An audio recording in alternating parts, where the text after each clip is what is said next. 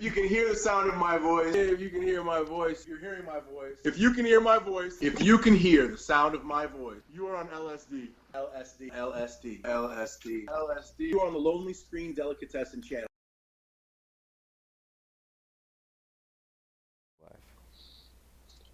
If you can hear the sound of my voice, then you are on LSD. Again. Feels like but it. Not, but not, but not the substance that can alter your mind. You're listening to the podcast that wastes your time.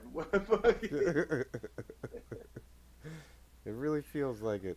For those of you that don't know, it was we were just live. We had a technical, but we weren't. We had live. a technical issue. Yeah, there was like a hiccup.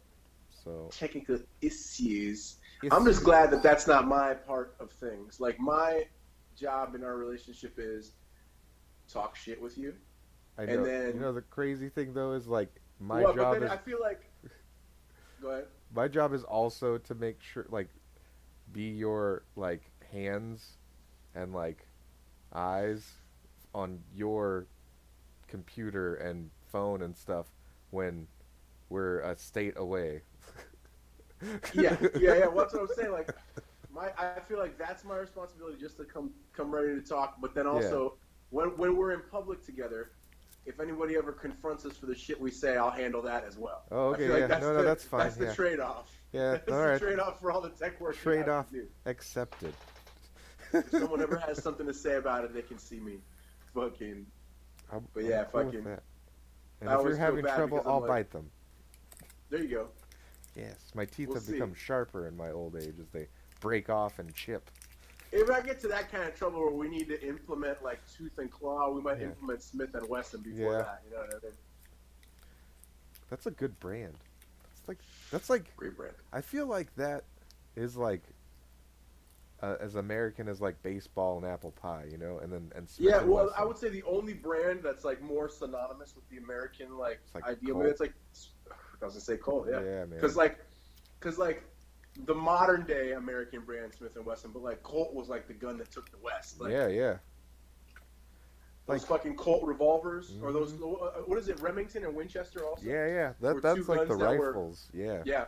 The two, like when the repeater rifles came out, that was like a game changer. That like made you like a one-man force. You could 11 rounds, like, as fast as you could empty the tube. They're like, oh no. And you don't have to clear shells or anything else, like a bolt action gun. You're just racking them. Yeah. I had a 30-30 lever gun that was like super fun. I took some hogs with it, but it was just super impractical and the ammo was super expensive, so I traded it for something else. But I would want to get one of those again, except I would want to get one in like a high pistol caliber, like a 44 or a 45, like one of those fucking badass Henry repeaters, something like that, where you're just like all chromed out, fucking like damn Dial Day fucking cosplay. Yo, dude, I had the fucking I told you I had the 50 cal, the Smith and Wesson 50 cal, dude. Could only hold 5 bullets because the bullets were this big. Well, Smith and Wesson in like I want to say the late 90s, early 2000s got into an interesting thing where like Glock was really popular. Yeah. So they made their own version of a Glock, which is my favorite Smith and Wesson to date, frankly. Like the M&P? Yeah, no, not the M&P. It's the SDVE. Oh, yeah. And it's like a super, like they call it a Signa, I think, as well. But it's a super simple pistol, really light polymer lower, and the upper is just like a metal slide. Yeah. It's like a fucking $300 gun that you could go to war with that bitch. Yeah. And then because it's the same action as a Glock, super easy to clean, super easy to take apart. Yeah. And then the other Smith and Wesson that I have I have like an old school 5-round police 38. That was my granddad's. I love that fucking thing. You can hammer nails with it all day. It's like an old school. Yeah. Well, that's what I like about Smith and Wessons. They're like. You're like, oh, am I going to bend the barrel? It's like, probably not. Like, but what Smith & Wesson got into doing, which is so funny, was they made that Signa, that fucking VESD, and it was basically a Glock. And they even got sued. And I think they settled or they won, but like they got out of it. But they got sued. And then Taurus had a gun called the Judge. I remember. Which was a revolver. I know the Taurus. Yeah. That you could put fucking 410 shotgun rounds in, and like it had like several different calibers that you could load in this gun if you wanted. I've seen that. They're in all the gun shops down here. But then the Smith and Wesson made their own version called the Governor, which was a little bit more gangster. I think they had like a bigger load that you could fire out of that bitch. Because they just were like, there was a good era of Smith and Wesson where they're just like, oh, you're gonna. Everybody copied our shit. Is what happened. Their shit got, especially the revolvers, got copied by everybody. By everybody. Because they had the best revolvers. And then they were just like, okay, cool. Hand cannons. We make hand cannons now. We'll just copy all your guys' shit now too. That's what we'll do. It was like when you're a big brother and you're beating up your little brother, and he does some cheap shit, and you're like, oh, that's how we're doing it. Okay, okay, cool. But as revolvers go, fucking my little Smith and Wesson 38 is so great, and then I have a German. I think they're German. EA Windicator. Okay. And that's in 357. That's like my hiking gun. Yeah. That's 357. And then I got to get something. My wife wants to go to Yellowstone and do like West Coast hiking in the coming year, and I got to get something. Not West Coast, but like those parks out there towards that. Yeah, no, I've been all over Grand Canyon, Montana. She wants to go to Grand Canyon's a legit like all four of those states. Like they're legit or with like guns. What's the one? Zion, Utah. Yeah, I think Utah is supposed to be pretty cool with firearms really too. Awesome. But that's also the whole thing. All four of those states: Utah, Colorado, New Mexico, and Montana. Montana's good with that stuff. And Nevada. Yeah, those the Dakotas. But I mean, if you want to go to the Grand Canyon and go to like the desert and like the mountains and all that shit, those four states they have the same gun laws as Florida. So it's like, oh, cool. No, whatever. Florida your state license is, has the best reciprocity. I think we have like 35 or 38 states. When I moved to Georgia, they were basically like, keep your Florida shit as long as you can, and then come back when you can't, because fucking it's got the best reciprocity of all the. Because there's so many New Yorkers, it needs to be a really strong license. There's so many Northeasterners that come down that want to get a firearm. Well, I mean, no, it's you mean like what is it? The background is difficult if you're not from here, but like. Your license to own a gun in Florida is your Florida state ID. The reason, though, that they no, that's your license to own a gun, but your license to conceal carry a weapon. Oh, is different. You have to go through the Department of Agriculture. You're talking about that, yeah. Same with the state of Georgia. But I mean, your with ID. your the difference though is that Florida has, I think, the highest rate of reciprocity across all the states because we have one of the highest number of dual state residents. Yeah. Right. Well, Florida so there takes was a care bunch of their of own. That's the whole thing. Well, and there was a bunch of cases where people were buying a firearm in Florida because they were here part of their year. Yeah. And then they'd go back to a northeastern state and get incarcerated or get arrested or get fined because they're on the books buying a firearm and they're not allowed to own one in the state that they technically reside in. So like, fuck you. So that was like a big thing where Florida opened up its reciprocity. So there's literally only like, I think it's 35 or 38 states, and then the rest of them like outright, because Florida tried to do across the board reciprocity. Yeah. Florida tried to do all 50. And there was a handful of states that were like, no, fuck you, California, New York, New Jersey, shit like that. Washington. But exactly, Maryland, those kind of places. All the deep will never not be blue states. But it's like anything else, right? You're gonna have the same kind of hiccups in the red states when it comes to like marijuana legalization and shit like that, where they're just gonna be like, but God says. Actually, like those four states, right, are really cool because they're like they're big states, right? So they're like the West Coast, and they're not as populist. Yeah, that's true. But like they're blue states is the thing. They're blue, but like they have the same gun laws as Florida. And what's interesting about those states. In those states too. That's or at least decriminalized. What's interesting about those states though is you have the difference is you have direct interaction and not even just those states like the Dakotas, Montana, fucking anywhere where you have direct interaction with wildlife. Yeah. That's where the gun laws start to get real understanding because it's like no, there's shit that will actually fucking try to fuck you up. Like I know Colorado like got a bunch of flack when I was in high school because like they were going blue, right? But at the same time, like they were getting flack from like our politicians were getting flack from other politicians because they were Democrat, but they passed like the first hard stand your ground law, like. Right. With no questions asked. With no questions asked. And like their Democrat brethren were like, that's not what we're about. And they're like, no, listen, we're guns. It's Colorado.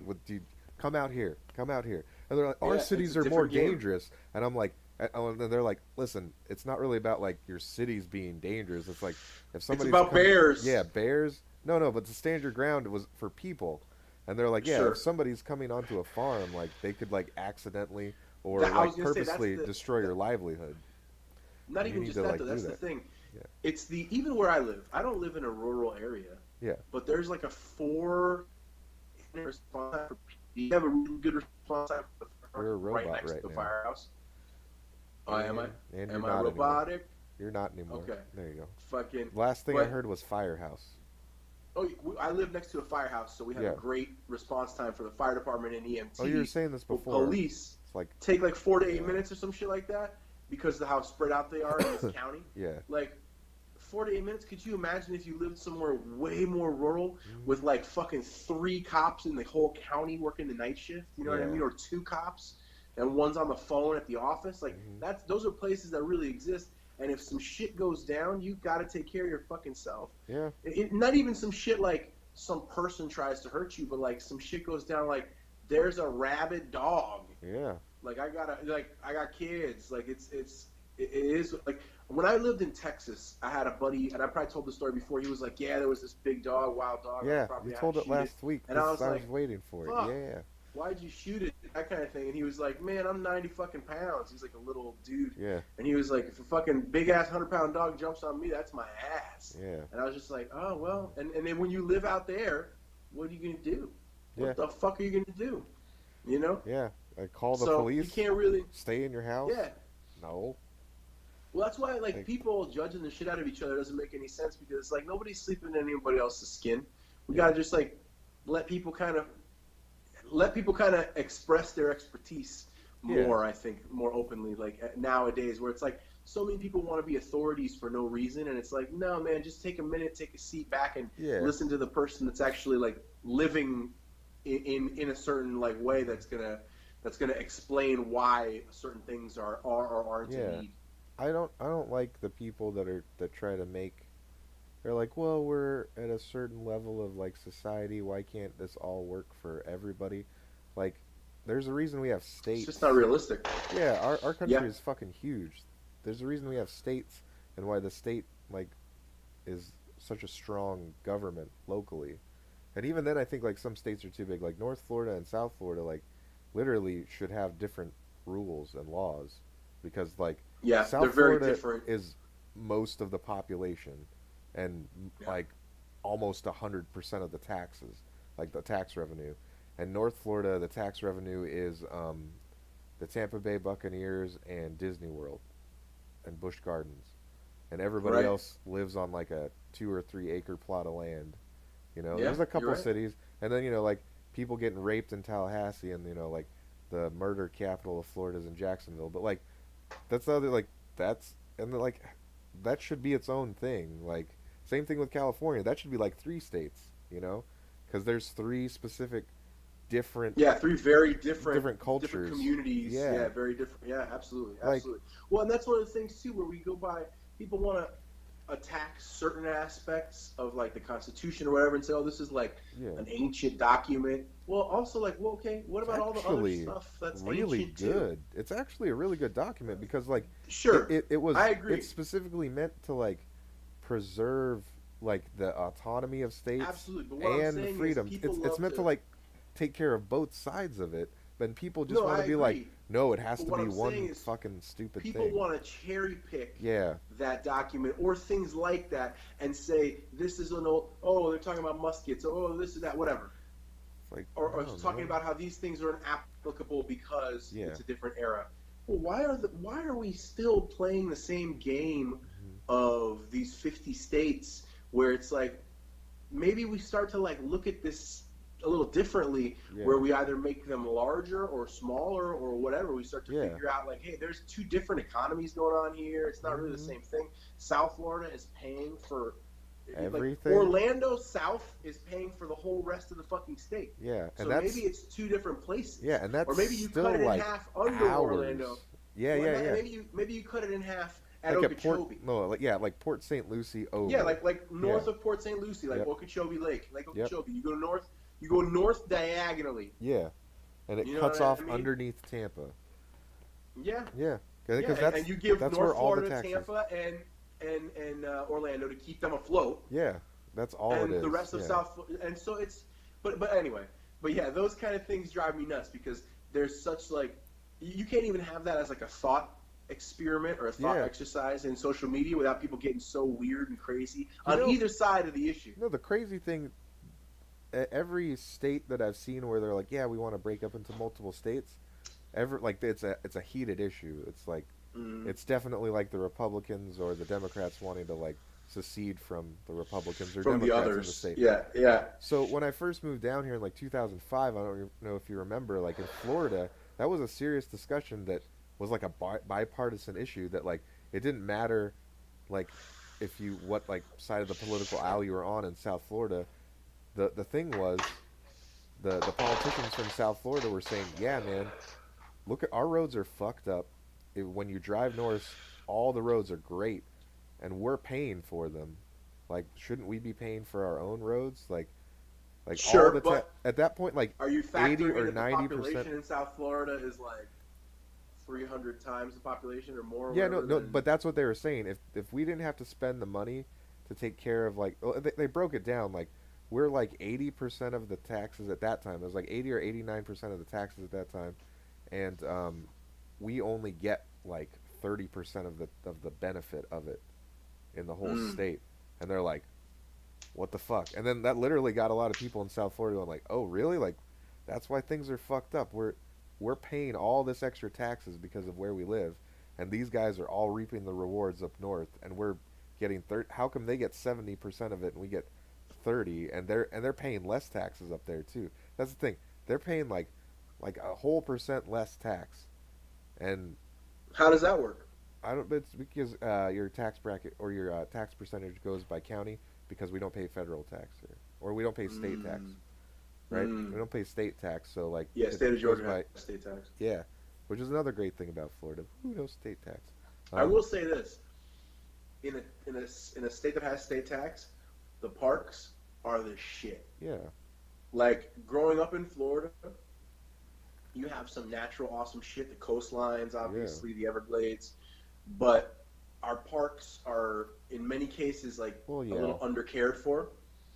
No, that's true. And out here, it's like they're Well, fucking immaculate. I'm I gonna mean, immaculate. I'm gonna battle back because like if you go to northern Florida, the parks are fucking awesome, and actually if Man, you go to the I West love Coast, some of the parks in northern Florida. yeah, if you go to the West Coast, Payne's Prairie Preserve is my favorite park in Florida, and but and honestly, it's beautiful. the parks weren't that bad when I moved down here in 2005, but around 2008 to 2010, when like Delray was shoveling in drug Let me tell you addicts to something. live in the parks, John Prince Park used to be yeah, awesome it was when dope. I was a kid.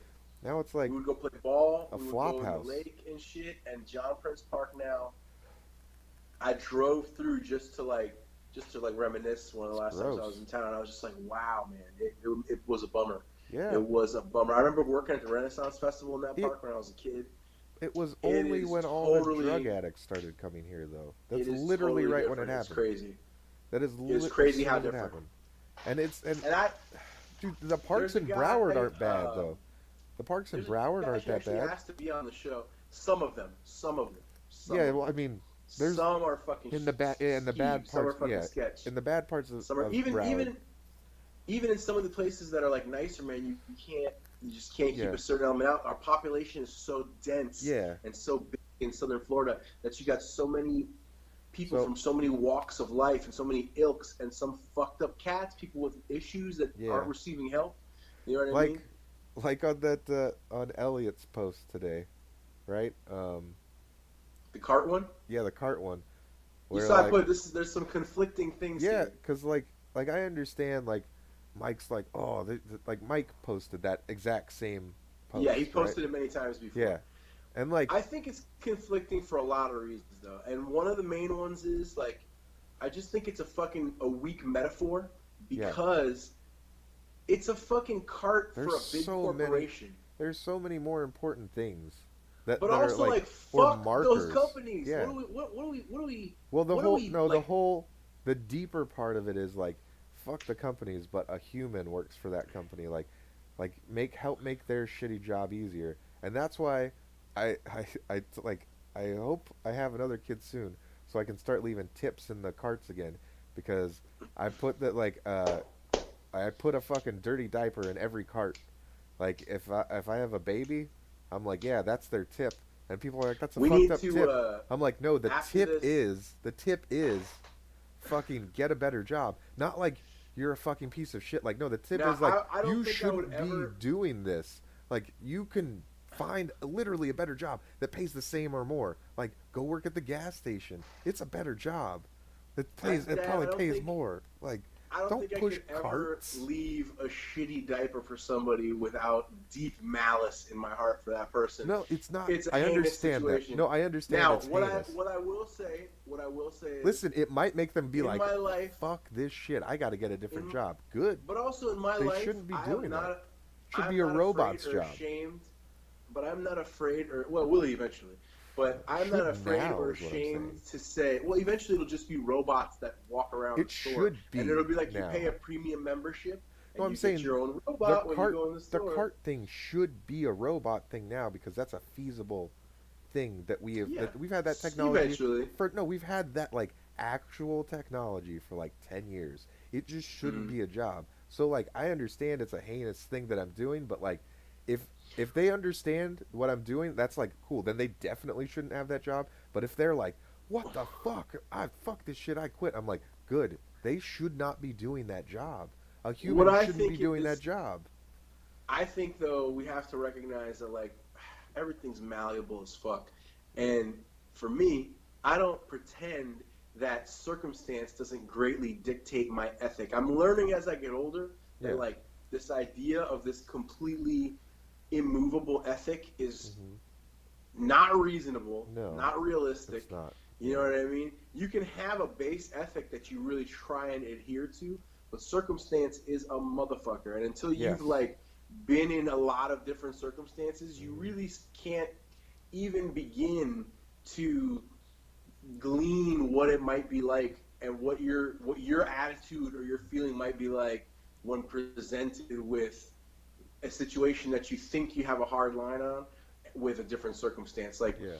I've been in the care of like my elderly relatives and I've been in the care of my infant child. And let me tell you, man, when you have like the responsibility of someone who can't take care of themselves, Yeah. those lines will start to blur real motherfucking quick, especially Yeah. when you feel an intense responsibility to care for them and whatever might be going on where you're like, you don't even think about putting a cart back Yeah. because it's like I got this older person or younger person that I'm caring for right Yeah. now that needs to go here or there or whatever it might, man. So to my friends and colleagues So who think that it's like a real litmus test, it's a crock of shit. And I'll tell you another thing. and listen, if it These are is, the same. Well, these are the same kind of people who think that they know how they're gonna react when the oh fucking yeah, yeah, when the bullets hit the meat. You know but what they I'm don't. saying? Yeah, Like, but they haven't been in that and situation. Yeah, yeah. most of the time, and Yeah. some do. Some do. In fairness, Well, like our Mike, yeah, esteemed no, like our Mike does. esteemed guest Mike Morrison's been in the fire many a time. But Mike at the gives same time, caveats to his precisely. stuff. Yeah, that's the thing. If based on the argument that I just made, I think Yeah. Mike would basically Well, no, he have already. a similar feeling. I commented on one of his posts. We need to discuss two different things in regards to Mike off the air. Oh yeah, yeah, You I and understand. Oh, no, no, no, no. I think I already know. Anyway, uh, um, speaking of which, our guest that bailed on us tonight. Actually, I need to share with you something that because he's also friends with Mike. Anyway, uh, regarding that cunt that like swung on him, my friend had a funny thing to say about that, and it is not on the air friendly, even for our show. So, Oh wow. yes, it was good. It's really good. But where we go? Oh yeah. So like Mike did a giant like I didn't read the whole thing, but he posted that picture right with the cart Sure. thing, right? You know, I've seen that post many Yeah. times, and that's one that he reposts yeah, frequently. but the I didn't Annually, but it's more I like- didn't read the caveat. He's like, obviously, I'm not talking about you. Like, if you got small kids, whatever, you can't leave them alone. I understand that. And I was like, I've got a baby. I'm not going to do it. He's like, read, and he's like, read like 30 lines down, and I'm like, 30 lines down, man. Come on, okay, yeah, I see it. And he's like, oh yeah, that's whatever. Yeah, but like, Well, you know what I love about Mike's posts though? His posts themselves. they're detailed. He is Well, he is specifically looking to engage someone with a certain degree of intellectual stamina. He's There's looking to usually ask. He's one looking to person ask. that Well, like he's looking to got him. ask somebody to dip in Yeah. to the topic and look, because there's many a time where someone will start railing and he'll be like, "Stupid bitch, Yep. you did not Yeah. fucking look at the post, Yes. like fucking bitch." He's like, this is I've not seen it even many for times. you. Yeah, yeah. That's one of my favorite things where it's like, hey, if I've clarified my point Yeah. to a ridiculous degree, Mm-hmm. like with I a think level of yeah. of fucking what do you call description that is like far beyond what you'd even seen in like a newspaper. So like to his credit though, after he like chastised me that point, or like for that specific time, I've like actually read his post, so I didn't like make an ass out of myself. So the funny thing is that was like the first time he posted that though. That was a while ago, and our friend James had like this big truck, and like James and I like went off trolling him because it was great, because I was like, do you know what I do though when I'm by myself? And he's like, what? I'm like, I take that bitch to the road and I flip it up and I fucking try to cause an accident in the middle of the road, and then that cart guy has to go out into the road and fucking drag it because the wheels not and risk his life. He's like, what? That's fucked up. And James is like, yeah, man, I just fucking push it out as far as I can. I flip it over somewhere. And then he's like, so you guys are fucked up. No. So then James and I were like, James called me. He's like, can you believe this shit? I'm like, yeah, he believes it, whatever. I'm like, you know what we should do? We should go to Walmarts and Targets and stuff and load up the back of your truck with a shitload of carts and then just put him behind his car at his house. Yes. So he's fucking stuck. And he'll be like, what the fuck? Yes. We still have to do that, though. Oh, yeah. We have to set up so we for can sure. But he doesn't have a truck anymore. He needs somebody that's got a truck. We can just put it in the front of his house. Just by his bedroom window. No, we were talking like we were going to go to like start loading up carts until they're like, hey, what the fuck are you doing? Drive away, store them at my house, go get more, and then just like go in the middle of the night, like take some and then just like and put them like sideways and then just start stacking them behind his fucking car. And then when he comes out in the morning or the afternoon, he's just like, like a mountain of carts, just fucking from everywhere. Yeah. And Walmart, Publix, no, return these. Just fucking have fun returning these carts. When I was a young, big fucking knucklehead was just to take the cart.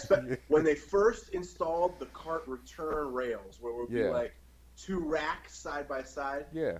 My favorite shit to do would be to hoist one fucker up and heave it and see how fucking far down the rails I could get it. Make it like grind, yeah. Man, and what would be crazy too is when it would fucking fall in a weird way and clearly be stuck, and you'd be like, oh, gotta go.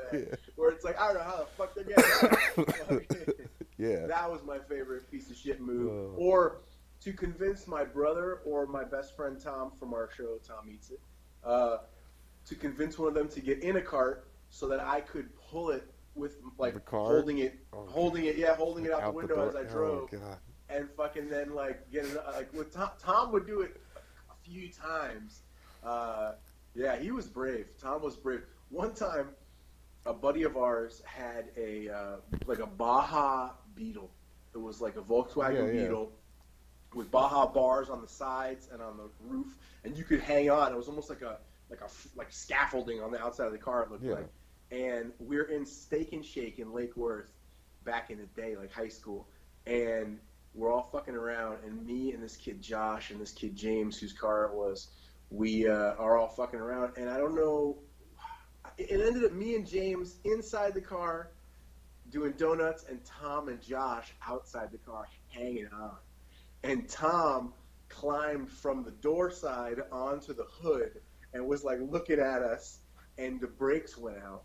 And James jumped the parking space, then the curb, and then went, you know those concrete walls that are like jalousied, like concrete slats, they're white usually, and you'll see them in apartment complexes or like around trailer parks all the time. They're like usually anywhere from 8 to 5 feet tall, like in range, and it'll be like anywhere from 3 if it's like a 5 foot tall wall, or like 5 or like 6 of them to be an 8 foot tall wall. Yeah. And there was one of those type of walls, and it was behind the parking space and then like the curb median, and we went boom, boom, and we looked, and I thought we were just gonna see Tom get smashed like in front of our faces, like, and it just so happened that there was two slats out of the wall, and Tom's just legs and ass went right through. Oh God! And the car stopped because the body of the car landed on the median. Yeah, so yeah. Like, Brr! And fucking, we all just froze there for a good few seconds, and fucking Tom was like, we get off the car, and the first thing that anyone says, Tom's like, I thought I was gonna lose my legs. And then just like we casually walk into Steak and Shake and thought I was gonna lose my legs. Get some food and milkshakes and shit. No. And then I think we just left his car and walked home after that and went and got it like another night. Man, yeah, those kinds of frivolous nights are the only thing I miss about childhood. So what I don't understand is like all the people that are like talking shit about the carts or whatever or similar like white knighting like type carts, issues. Yeah. I got lost in nostalgia. No, like they've done all that shit. So like, are you feeling guilty? Like, is it a guilt thing that you're doing that? Isn't that what everything on Facebook is, though? Some kind of signal of virtue. Even listen, maybe even that's if you why... break it down, but even if you break it down to simple sharing of shit that you think is cool, isn't that just like, hey, look at me, hey, look at this? Like, there's genuinely wanting to share things and share information and like engage, but most of the time there's also like a little dopamine hit that we get off of it, a little fucking serotonin pop pop pop. Well, yeah, and I think we get addicted to that shit. Maybe that's why. I don't know if you saw the dramatic shift in my Facebook postings from as of today. Yeah. But like, well, you have that every now and then. You go through that every now and then. Like, I think I'm like, that's all I'm gonna do. I'm like not gonna. Like I don't. It's just like me. I disengage for a while, and then I have one argument with somebody, and then I ramp up my engagement. But for a while, I don't. And then I have an argument that I disengage again. I don't want to. I don't post like political stuff or like evidence of things that I find to be like, look at me. I'm posting it to be like, hey, like there's. No, I'm not saying that you are, but I'm saying if you break it down to the basis level. I understand. For everybody. No, I understand what you're saying. So like, and so everybody's using it. We're not using it that way, right? We're like genuinely like trying to like connect with our friends. Yeah.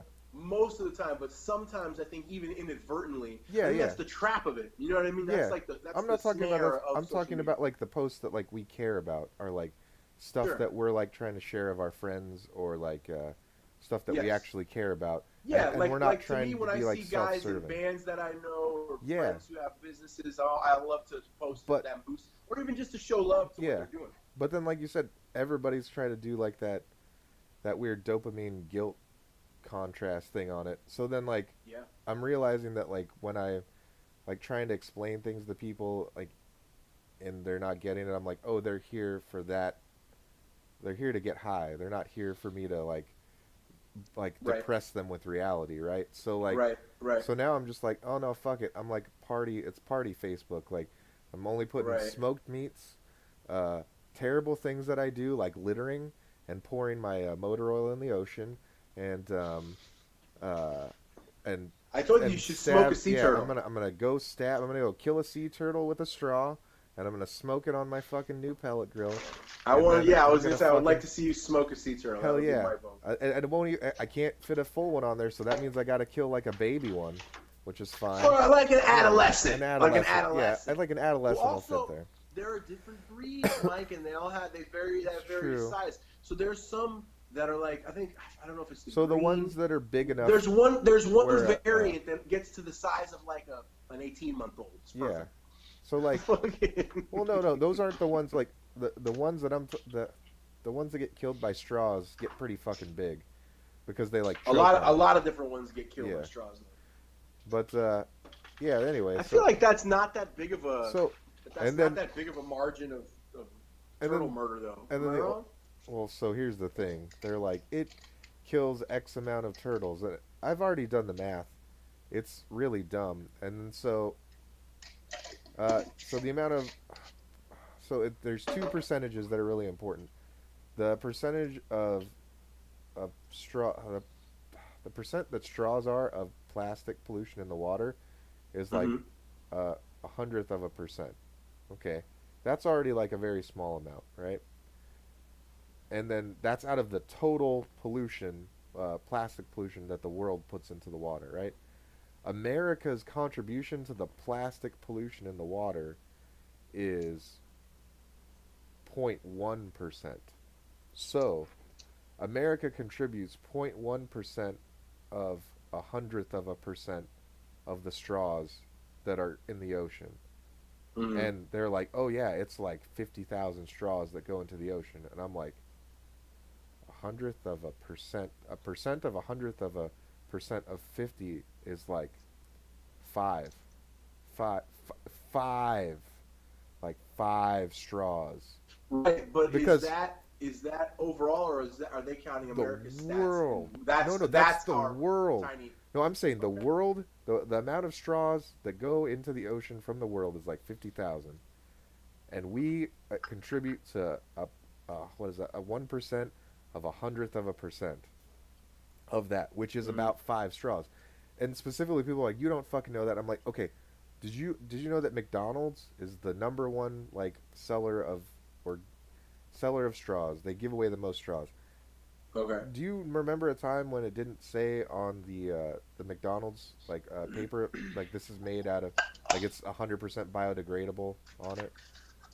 No, I don't even look at. I don't Listen, really do Mickey D's or anything like that. So I don't know. most of the straws that are made for America or in And when America, I do, I'm a fat fury, so I'm not paying attention. I probably eat straw wrapper yeah, when I fucking am going. When I'm in the mode to be at a McDonald's, which you're just man, off everything. Yeah, I'm coming down to record in like the second week of March, yeah, yeah. and I'm trying to eat healthy between now and then, so I can So just be a your guilt-free body can, piece of shit. yeah. Like, and then on my ride back to Georgia, I can take an extra 3 hours because I stop and take like several truck stop dumps. Yeah. The kind you got to put your feet on the stall wall and push fucking hard. Oh, yeah. Like you're having a baby. So what I'm saying about those straws is, for a long time in America, the straws have been like, they biodegrade very quick. So like, and also the other thing, when people try to fucking tell me that the plastic bags from like Publix and Walmart, they never fucking biodegrade in the ocean, I'm like, that is 100% untrue. Maybe plastic bags from the 70s never don't biodegrade, but literally they all have the fucking recycle symbol on the fucking bag, and then the earth But doesn't symbol that on just them. mean that they're made from No. recycled materials? So they're Recyclable materials? yeah, they have the recycled print on it and the earth symbol on it, which means they're biodegradable. So like, have you ever had one of those bags like sitting in like this is even old. Like I remember in the 90s in high school, Yo, I had one of those bags. I have a fucking cabinet full, No. full, I'm talking about in your brimming. car. I'm talking about in your car. Like I had it just Not my car, but in my kitchen, no, I like got a I had cabinet one. so full of fucking, Yeah. so full of in my kitchen island. I got a cabinet If you that's put them so in the ground, full of plastic bags. What I'm gonna say to you though is, a grown man could crawl in there, get lost, yeah, get completely yeah. lost. A lot of In people a have that. 10 by 4 cabinet, fucking. What I'm saying is like I've had one sit on the back window like dash area, like above the seats. And just melt into nothing. No, they don't melt. What they do is like they look like they stay whole, right? And then I was like, oh shit, I gotta get this. And as soon as I grabbed it, it like turned to dust. That literally the sun just disintegrates. I've definitely it. never seen that. Like not dust, but like it turns into real tiny particles. And then when you grab one and you can like rub it into your fingers, and it kind of like turns into even smaller particles. It's crazy. When it crumbles So, like, into particles, do you hear a whisper like, recycle? Yeah. You hear the sound of the Indian cry. No. Mm. But yeah, man, it's A slow drum. everybody acts like America is like terrible. America is actually one of the best countries for like renewable energy and Yeah, but that doesn't mean that we recycling and- shouldn't be conscious of stuff. You know what I mean? No. I would totally agree with everybody that would need to keep doing more if it would make a difference. Literally, we could we could go 100% green like that fucking Down syndrome baby AOC wants, right? We could literally have zero carbon. I'm not a footprint. fan of that chick. Yeah, we could have zero carbon footprint. We could use no plastic products. We could not use gasoline in America. Do Do you know how much that would change the trajectory of the climate on Earth? Zero. No. Do you know why? Because China exists. Well, and I China mean exists China, and India. India, China and India. Russia. Russia's not too bad actually. They don't. They're not too No, no. bad, but as far as westernized nations go, they're Yeah, pretty fucking shit. yeah, but there's just not enough people there for them to like. There's not enough real estate for them to Not make a anymore. difference. You Not know? anymore. There's Yeah, not. like that's what I'm saying. And We make when sure infrastructure oh will yeah, stay suitable because so population will not grow not past a yeah, certain point. it will not be good past this point. So we must Infrastructure control. will Yes, hold. Will hold. people will not. Yes, but Humanity will bend. Yes. that's why like people, man, people were giving shit to Trump when he was like, yeah, we should pull out of this fucking Paris thing because like we're giving you guys all the money, we're doing all the work, and you guys are doing nothing. And I'm like, that makes sense. And then as soon as he was like, China pollute like China accounts for like 60% China. of the world's pollution. I was like, I've been fucking China. saying like I didn't even like him when he was saying that. I was like, oh shit, yeah. I mean Yeah, he that's just just a kind of. fact, man. That's just a fucking fact. No, it's one of those things too where like And then people were like that guy was xenophobic. but that guy was such a chode. Yeah. That it's almost like, when like who was it? He was was it Al Gore? stating things that were true. Did Al Gore? Yeah. But was Al Gore the one who was like, hey, Bill, don't endorse me. Like it's cool. Like just Yeah, can yeah, you yeah. like, can we have like a secret fist bump endorsement and not fucking like? He's like, I don't want to and be I think connected with the Trump, guy. Yeah. Trump is one of those where it's like, just don't say anything. Like Yeah. you're at this point, he's worn out all the goodwill of his funny shit and whatever. Yeah. Like No, I don't ever think so. I don't. He could never Listen, stop being funny. to you or I, Yeah.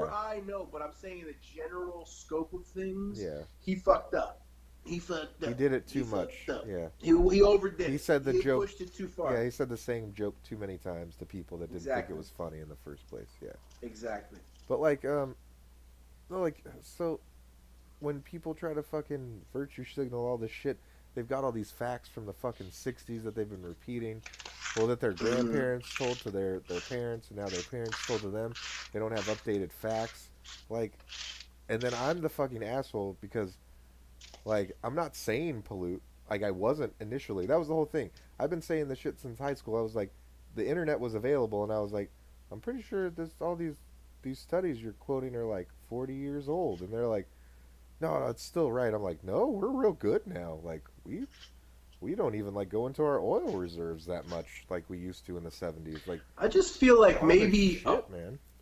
maybe a part of like all this like one side not believing the other comes from like most people not getting brought up with like genuinely like someone that they could believe in their corner. Yeah. You know what I mean? Someone giving them the straight dope and not bullshitting them, not trying to sugarcoat shit. You know what I mean? Like I feel like a lot of the outrage in today's culture comes directly from like people being like, wait, what? Yeah. Like, you know what I mean? Like, who did what?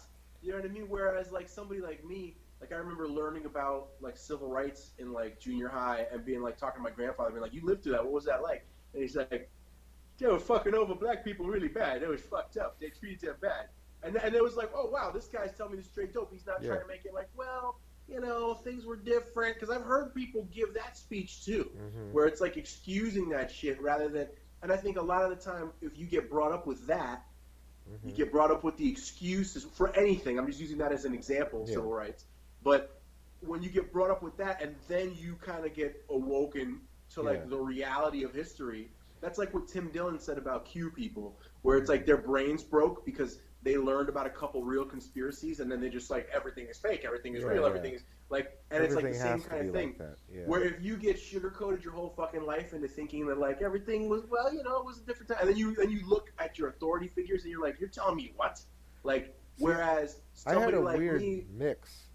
Like when I would ask my like older white, like I don't know, maybe it was just where I grew up, but they were like, cultural. oh yeah, they're like, oh, it was really bad, but it was but then they'll also add, but it was a different time then, and you couldn't like speak up for that kind of I remember stuff. one of And my I'm like, that's like, I felt like that's a good mix, right? Like I remember specifically, I forget I think it might have been my Uncle Lou. He's the last one I think alive of the 5 siblings of my brother or my grandfather's brothers and sisters. And I remember think it might have been MLK Day. We were like going like out on a family dinner. People were off as a result of it being MLK Day, and my Uncle Lou was saying something about something, and he said that like it was a different time shit. And I remember my grandfather was younger than him, and like we're pretty traditional Italian people, so like being younger, you know what I mean? That's like a thing. But I remember my grandpa being like, "That don't matter. Right is right." Yeah. And I remember him saying that at the table and being like, "Man, like, so like a lot of people fucking try and make themselves feel better about shit, whatever it might be." And I think if you grow up with that surrounding you all the time, and then you go and read a history book, like a real one, you're like, what? Yeah. And that's what we see a lot of now, like, clutching of pearls, like, what? Like, yeah. That happens all the fucking time. It's like, now it's almost like, now it's like you can sense who's going through that when you're looking at what they're saying. You know what I mean? Yes. You can like, be like, oh, you just learned about shit this week. Like, man, I don't know. That's why I'm like, listen, I'm just posting metal covers, metal pop. Yes, pop I like covers that. Of, pop, of fucking pop songs, like it's the fucking summer all the time. Gonna do fucking dude, party. You know what? I think that's the right move. Like Alonzo, bro. Like Alonzo. Well, you're a dad. You're a dad, right? To me, like I said, I have the pattern that I've been doing for like years of social media where I will be disengaged and then be bored or whatever and build my engagement. And I've watched it happen like a couple times through this year of the pandy, and fucking based on boredom, it's like accelerated. Yeah. And then I'll ramp up my engagement with friends' posts and talking shit and having fun, whatever, and get into an argument and be like, "Fuck this, not worth it. I hate this because I can't get my point across." We wouldn't be arguing if we were in person. We would be having a conversation, all this different kind of shit. Mm-hmm. And so then I just like completely disengage to a certain degree where I'm like, I'm not gonna get involved, not have conversations. You know what I mean? I'll make posts like, "That's dope, cool," like whatever, like sharing my friends' T-shirts, like, you know what I mean? Like that's it. Yeah. And like leave it at that. And honestly, as a dad, my time is so much better spent giving that energy to my kid and hanging out. You know what I mean? Like, and just like having fun, because that shit ain't fun anymore. Like honestly, it never works. Dude, it never fucking works. Yeah. Today actually, after I picked up my son, we were like dancing to this cover of a Taylor Swift song. We were just jumping up and down, and my dog was even like, "Oh, we're playing." And that's awesome. My fat fucking dog was, we were just jumping up and down in our living room. And dude, he's like, those more kind of louder? Moments they're worth everything. Yeah. Like, they're the best. And like all the time spent arguing with like knuckleheads who you don't really care. You know what I mean? Like to the degree. Yeah, I like doing that, but that's the thing, like, they're so It takes bad. something out of me, to be honest. It takes something out of me at this point. Like, it recharges me, but like, they're so bad. Like, they're so dumb.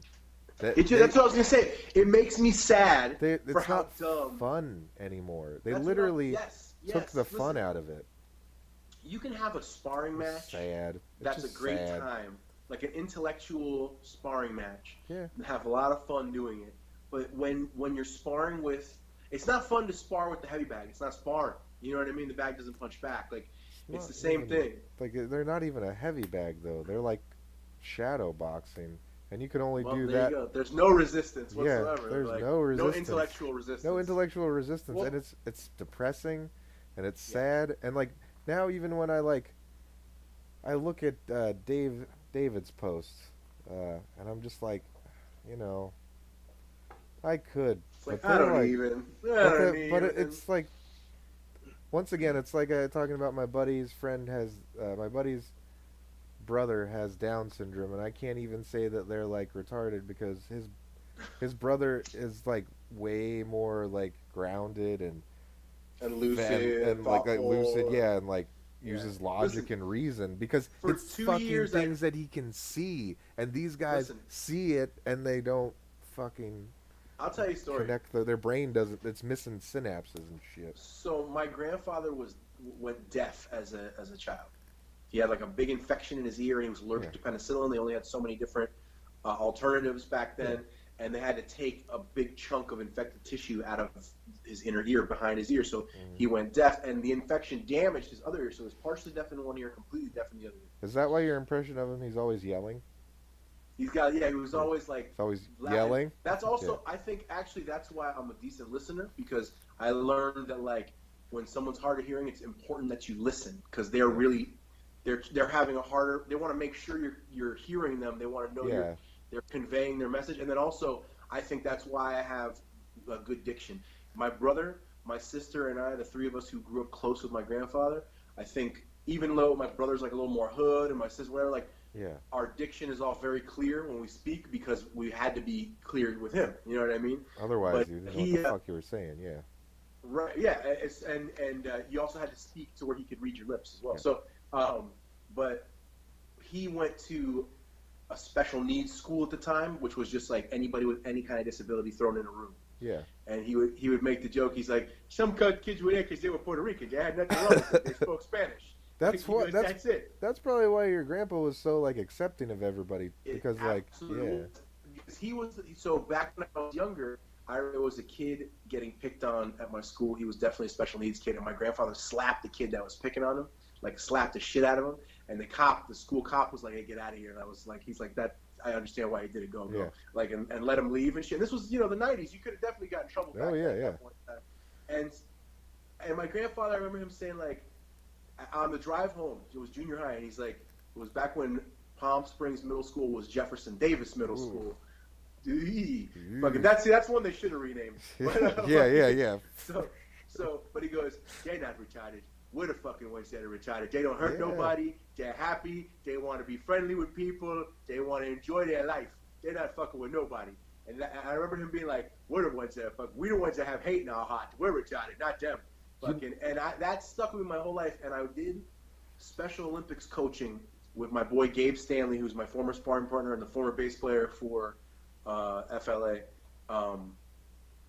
Those kids were so awesome, and they were so like easy to communicate with, and everything was like very much like intuitive and natural, and that resonated again, where it was just like, man, like this is a more fun. Do you remember though, like loving group than everybody? Yeah. That's why like Johnny Knoxville did that movie The Ringer. Yes, and then, like, great movie. And like those are like just his friends now. He hangs out with them. Yeah. Since that more than the guys from Jackass. Like he does Jackass stuff with them, where like he's like, "You guys are strong. Hit me with this bat," and they'll like break a real fucking baseball bat over his back. He's like, "I gotta go to the hospital. Oh God!" And they're all laughing and having a good time. But no, what I was gonna say is like you remember like when, like that one kid picking on the kid with special needs, like growing up, like everybody eventually just like fucked that kid up until he got it. Well, right? if you're lucky, if you had a, listen. There's so many. That's the thing too, where it's like there's so many variances of experiences where that probably happened in many schools and nobody did shit. That probably happened where the bully was somebody who was feared, or where the what I mean, where the people around what I'm saying thought it is was like, funny. There's fucked up shit. Well, what I'm saying is like, in my experience, like I would get bullied, right? Like it was weird, and then there were like the cool kids that like the bullies wouldn't associate with, but then like. One of the craziest things was, like, this kid was, like, beating me up. And then the cool kids, like, joined in, not beating me up, but they, like, started slapping around, like, the special needs kid who was bullying? No. The special needs kids, like, the retarded kids, right? And, like, the bullies were like, "Hey, are those your friends?" And I was like, "Yeah, like, I play chess with some of these guys." They're like, "Come here." And they, like, picked me up, and they're like, "Yeah, we're gonna fuck these other kids up." And I was like, "Yay! All right, I'm helping." And like I didn't really do too much. They were just like, "Don't let him get out of here." And I was like, "Okay." And these kids fucking like, those kids like didn't play sports for like a month, and then like all the parents were like, "What the fuck happened?" And then when I was like, "Hey, my bullies beat up your kids that were beating up the retarded kids," and they were like, "Our kids did what?" And then, like, no kids were in trouble. Nobody got in trouble. When we grew up, there was a lot more of, like, okay, they hit each other, call it a wash. Like, that happened way more often. No, I mean, I grew up in, like, Karen, like, the epicenter of Karen mom. I'm just saying it's like not Northern a California. Now, before the parents even talk, people will call teachers and law enforcement. Like, it's just culturally they were ready so different. They were ready to do that. Like, because, like I said, these kids put these other But kids because in the because of the hospital, circumstance, and then once they figured out why, they called it a wash. Yeah. dude, one of the cool kids, like he just got taken out of all sports, not because he like his parents didn't want to do him anymore. I'm pretty sure his dad like made sure he had like a broken limb like for the rest of the year. Listen, Because it's one like, of those and I was things, like, too, where that guy will never do that again. I'm pretty sure. If I like, caught yeah. my kid doing something like that, I would be fucking furious, man. Like, Dude. I would be pretty horribly furious. Yeah. You know, you want your kid to be compassionate, but then you also have to look at yourself if that happens and be like, oh, wait. Yeah, what am I doing? What are we doing? Yeah, what are we doing wrong here? Yeah. So, I mean, but no, the one kid was in a those cast. are some realities. The one cool kid was, I just remember because like I ended up, like I was on the wrestling team with him the next year, and like dude, like he was in a cast, like his leg was in a cast. I know I had broken a leg before. It takes like 2-3 months to heal. He was in a cast the whole first semester. We went to winter break. He was in a cast the whole next semester. Really the same break, leg. Yeah. No, they didn't break his leg. They broke his arm. I think his parents I think his dad was like, "You want to fuck around with retarded kids?" Because his dad played baseball, and I think his dad just fucking was like, "All right, you're bam." There's those kind of things too. Like, dude. But it's those kind of things too. It was all white people. It was all white people. Yeah. Listen, you know the only time my mom, I think, ever slapped me like in anger, like ragefully, I brought my brother home with a shiner and he got in a fight, and because we agreed that it was going to be a one-on-one when he got his shit knocked, I didn't like jump right in. Even my best friend Tom, who's been on the show eating chilies and all this, he held me back from jumping in when I decided to try and jump in, so it like even went a little longer than it should have, because we agreed that it would be a one-on-one, that it would be a straight up, straight fair fight. And my mom was pissed at me.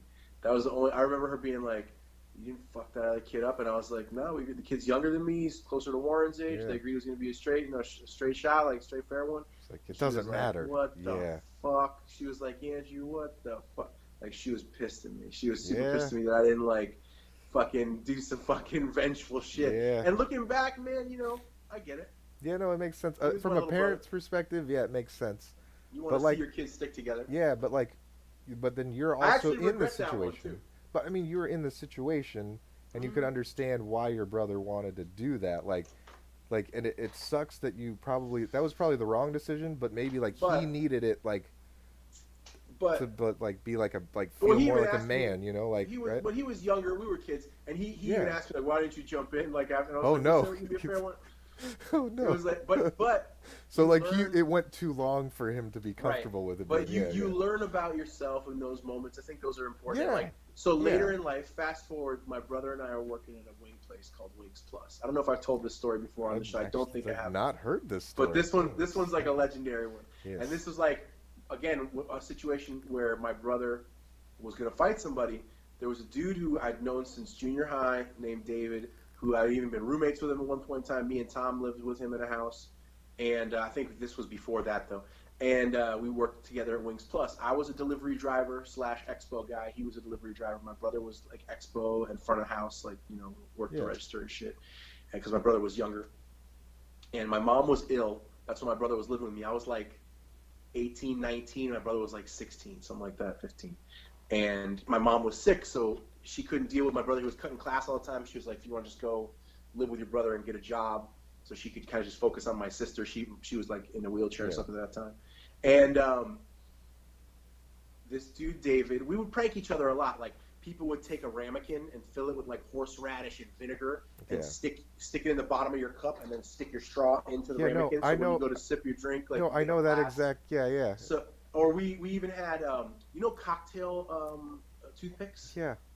So we would take cocktail toothpicks, and they are really horrifically accurate and like painful blow darts. Yes, I know. And we would blow, and then we escalated to like chemical warfare, where we would take the blow, we would dip them in hot sauce. Or we would, I know.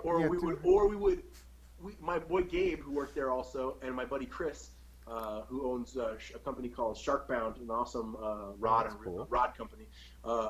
We would take a staple and roll it straight, flatten it out, and then like put it at the end. To the tip. Tape it to the tip, and then dip it in hot sauce. A dude named Hofer actually dipped his in mace in fucking pepper spray. So We would do shit like that to each other on the reg. We would prank each other all the time. Me and Gabe would pick accents and be like, all right, we're going to be fucking Russian today. Oh, yeah. Like, hello, how are you? Welcome to the Wing Plus. We come sit down, I give you a table. And then people would be like, oh, where are you from? And we'd see how long we could get it and if we would get more tips that way, shit like that. And fucking this dude, David, we used to call him Joke Slayer. Because he was the guy who would like jump on the joke when it was like done already, or he would like do the wrong thing. He just never knew how to like keep it funny. He was worse than you because his intention wasn't to be funny; it was to be having attention called to him. He wanted to be like when I was a kid. Yeah, that's like what I did when I worked. But he was like fast food coming restaurant. into manhood like this. Oh. So his idea of a prank was to just spray my brother in the butt with a spray bottle that he found in the kitchen. Oh no. In the cleaning area, and my brother was wearing brand new jeans and had a brand new work shirt on, and it was a bottle of bleach. Oh no! And he was like, "I was just gonna spray you on the butt so it looked like you sharded yourself." And my brother was like, "What the fuck? You didn't even know it was in the bottle?" And my brother's sitting talking with this guy called Q. That was his nickname, and he was like another register guy. And my brother comes up to me. He's like, "Yo, I'm about to lose this job, so like you might have to pay my rent for a month. I'm gonna punch this dude in the face like right now." And I was like, first of all, he's older than you, he's bigger than you. And I was like, I'm pretty sure I can whoop his ass. I don't give a fuck. And my brother was my brother, so he was a scrappy kid. I was his sparring partner, 3 years older than him. So he had the rounds in, and I'm pretty sure he actually could have taken David, even though David was a big kid.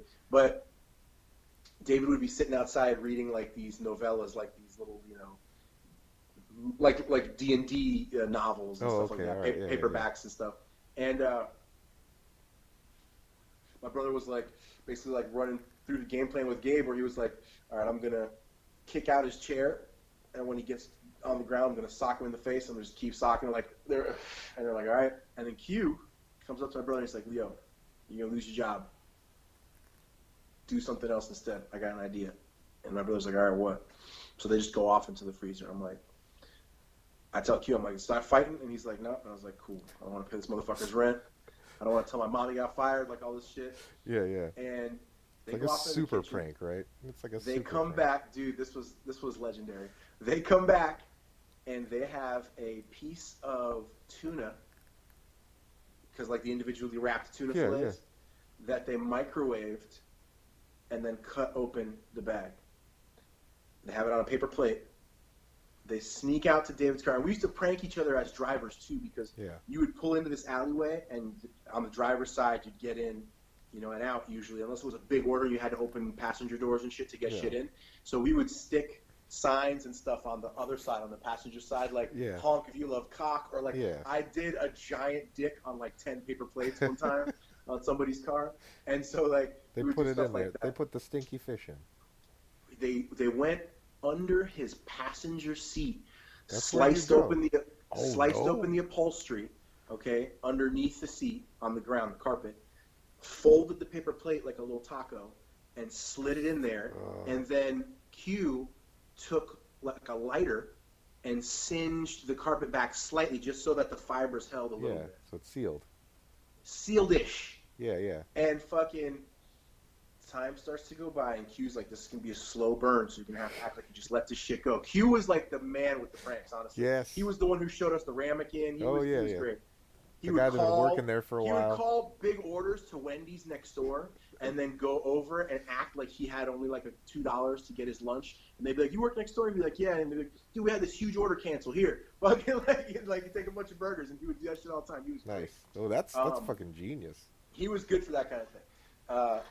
And so he's like, this is going to be a slow burn. So time starts going by, and David's like, yo, something, I think, died under my car, like in the chassis. For weeks, he's like saying it smells terrible. He's like, I got to ride with the windows down, bro. It's fucking awful.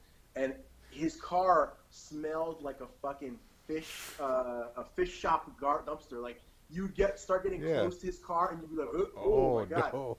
And it was so bad, he was like chain smoking in the car. He was like, I got chain smoke. He's like, I got chain smoke just to be able to be in the fucking car, man. He's like, I got to just breathe Marlboro the whole time. I'm dying. I cannot find what the fuck it is. He's like, I went under every seat. He's like, I changed my filters. He changed my air. He's like, I checked my air vents. He's like, I don't know what the fuck.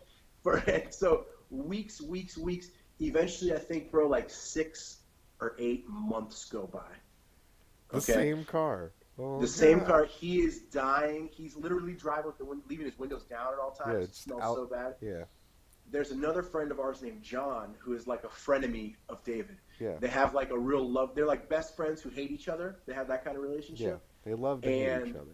Yeah. but John really had a lot of vitriol for David, I think, because David was the kind of guy who, like, David got the girl out of the time between the two of them and things like that. There was a lot of build-up, and John had a lot of spite toward David. I think David left John holding the bag a lot of the time in their younger years as friends, too.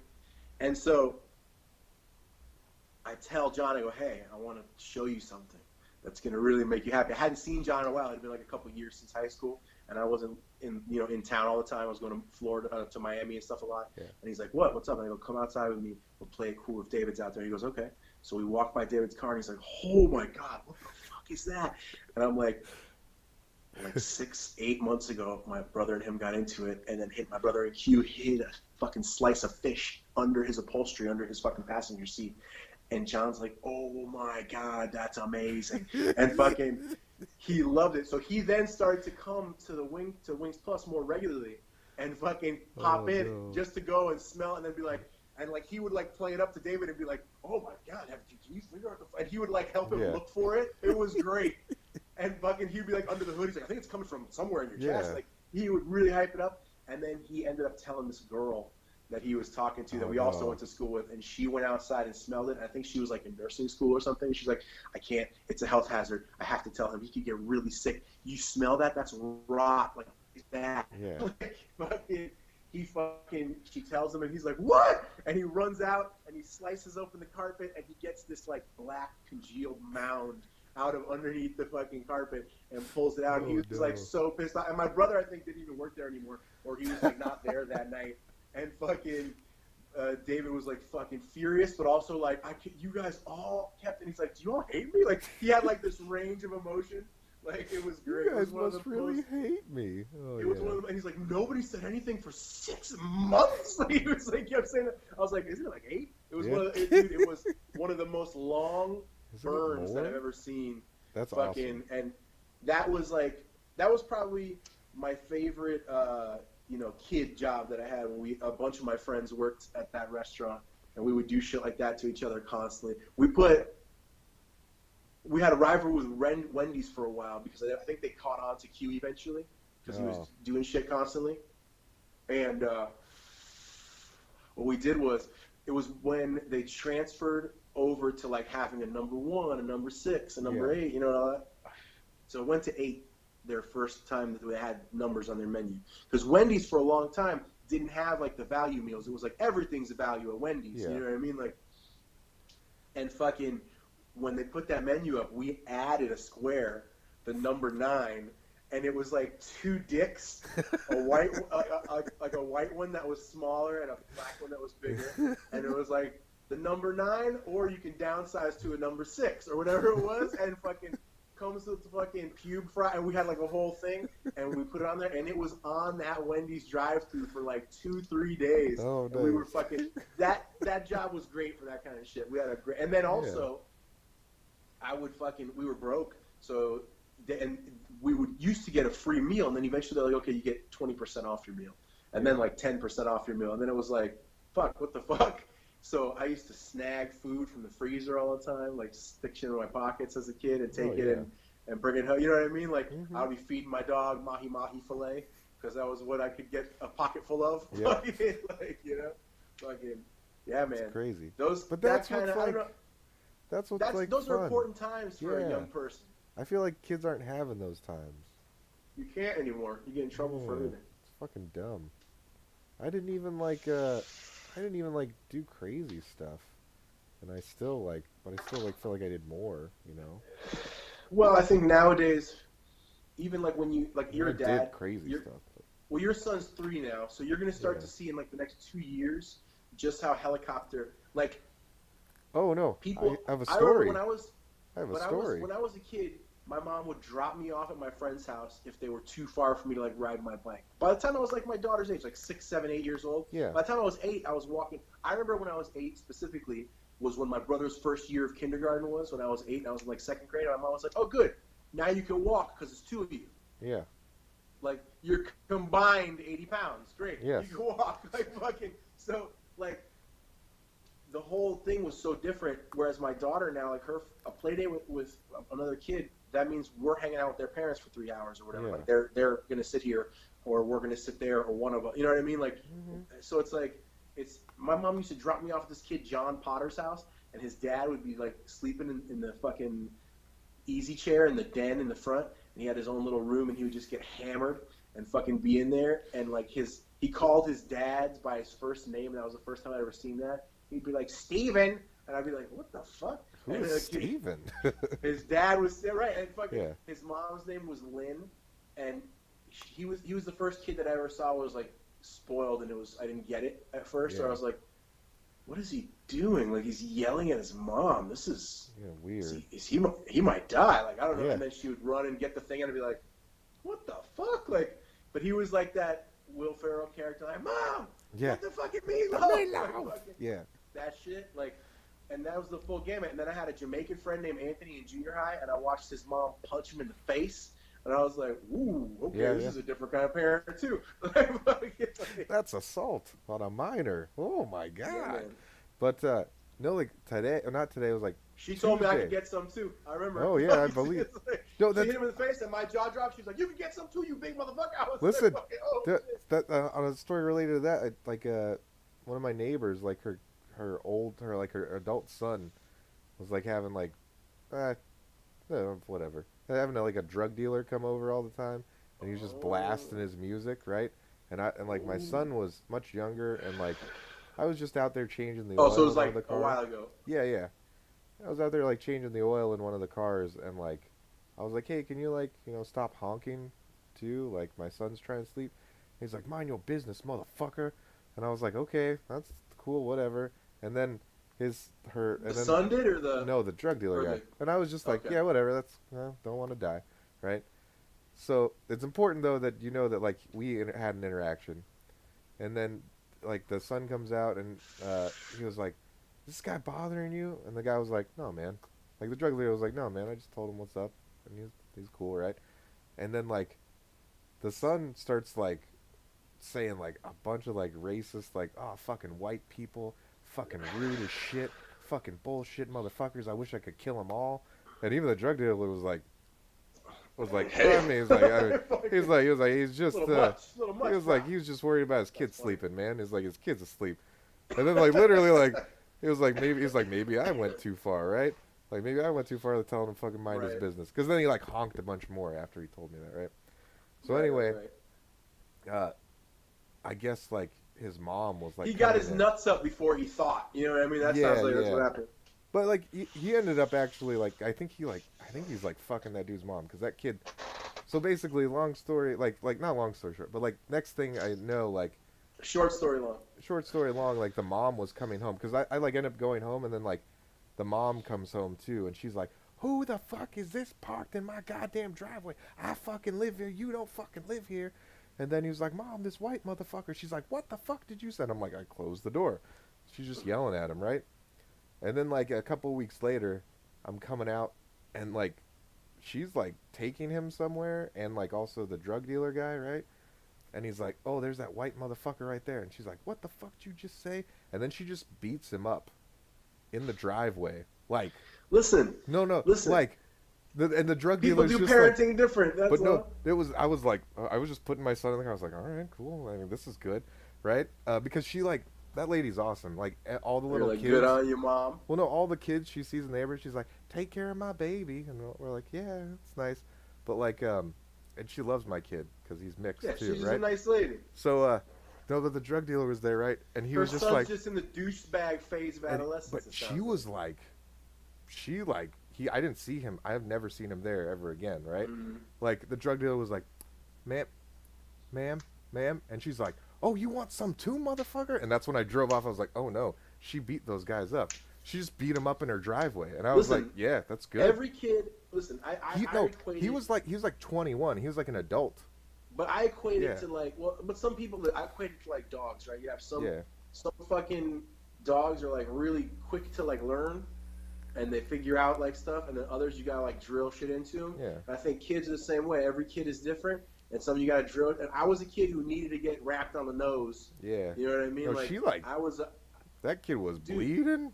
There was like 3 or 4 times in my adolescence that my mom actively tried to fuck me up, and I remember fondly each time because like as a parent now I'm like, yeah, I get it. She was like a single or single-ish because my stepdads were like lazy fucking bums. Yeah. And fucking like raising boys, trying to make them men with like our tramp dads. You know what I mean? Like being terrible influences and our shitty uncles being terrible influences, and fucking her working overtime and trying to manage us and keep my little sister, you know what I mean? Like an active kid.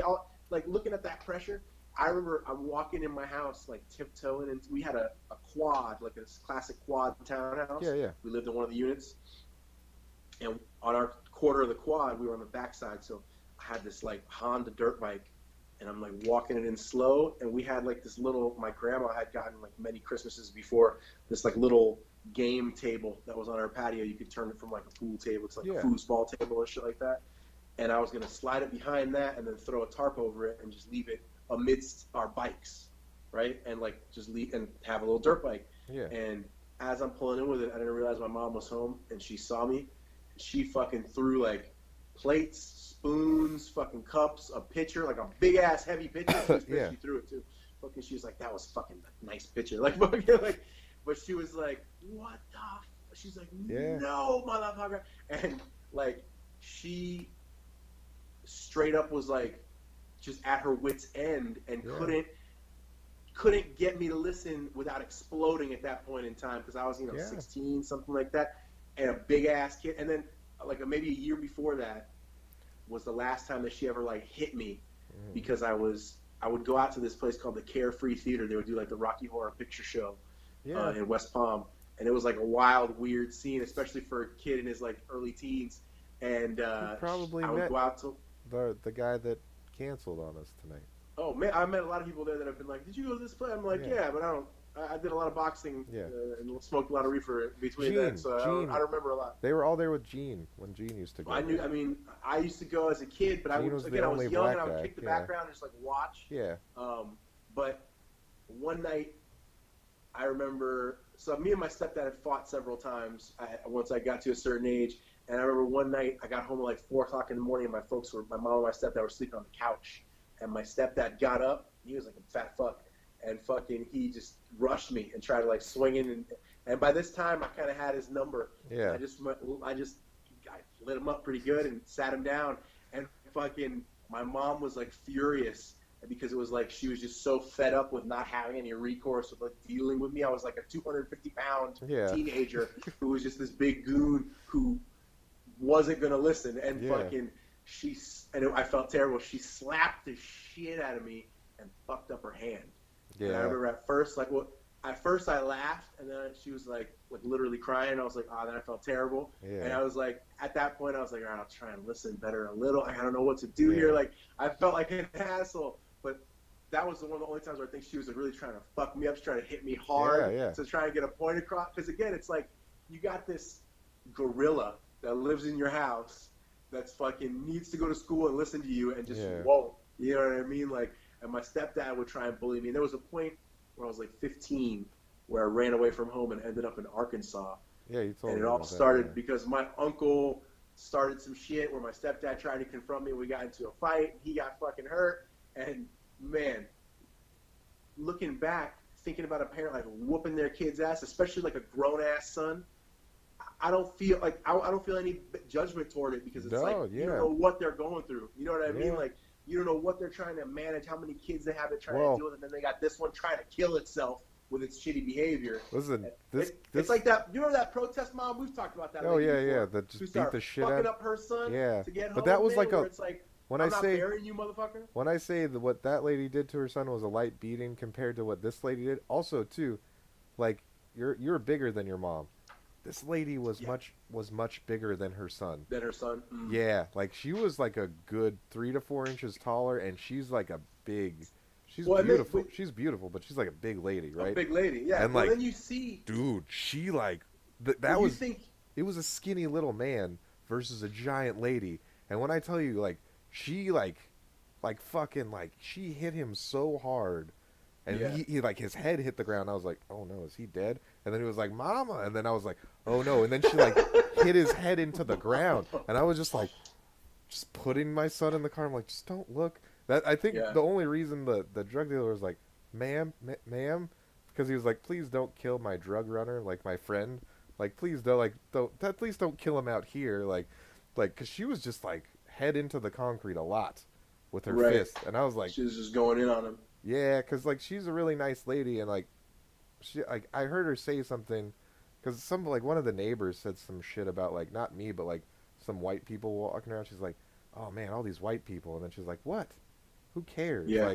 Like, I think she's like just a genuinely really nice lady, who like doesn't care about anything, but like she will fuck somebody up if they're racist. I don't think it matters who's being racist to who. Yeah, it's like just even not her in her own shit. She's son. not with that. Yeah, yeah. Yeah.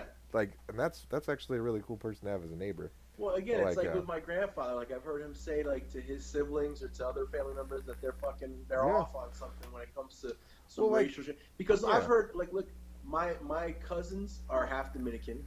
I'm half Cuban. Yeah, right? your family's My like grand- every color of the rainbow. But my grandfather's piece of the family is Italian. Yeah. And his siblings, all their kids married Italian. They're Yeah. very Italian, that part of the family. And I've heard through the grapevine that they said some shit, oh, the Cubans down there. And I've heard my grandfather, like, had straightened out a couple of his brothers and been like, the what? They're your nieces and nephews. It's your fucking brother. Like, he got, like, because it's like, people get used to, again, a cultural thing, but it's like, But like, you can't even get mad at those old fucks for Yeah. how they are. You know what I mean? Like, they just say dumb shit. but that what I don't understand is like that was a young kid, because like even like the drug dealer was like, well, I wasn't saying he was I wasn't saying the like white shit, like Yeah. I could tell even like as soon as he said like white, like I was under a car, I could like see them through the tire, they couldn't really see me, like Uh-huh. literally like when he's like fucking white people, and like the guy was like, I'm not sure like if that guy's white, like he like had the face like white. And I'm like, yeah, I kind of look Polynesian, if anything. Like, I look like I could be Hawaiian. Like, I had longer hair, too, and I'm like, I straight up Right. look Islander.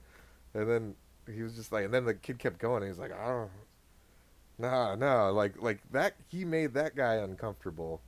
Well, it's Who one of was those like, things, too, who where, was like, trying to scare me initially. I was like, that weird ambiguous racism. So the that time was, he wasn't about, being ambiguous. He was being like straight up, like, I wish I could kill all white well, the people. time He was the like, time that well, I went to Arkansas with my friend, I got in a fight with my stepdad.